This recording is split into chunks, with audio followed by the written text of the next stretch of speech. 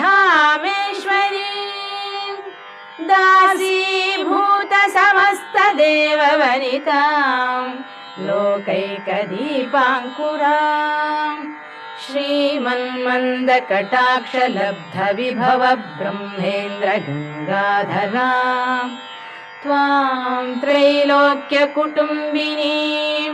सरसिजां वन्दे मुकुन्दप्रियां मातर्नमामि कमले कमलायताक्षि श्रीविष्णुहृत्कमलवासिनि विश्वमातः क्षीरोदजे कमलकोमलगर्भगौरी लक्ष्मी प्रसीद सततं नमता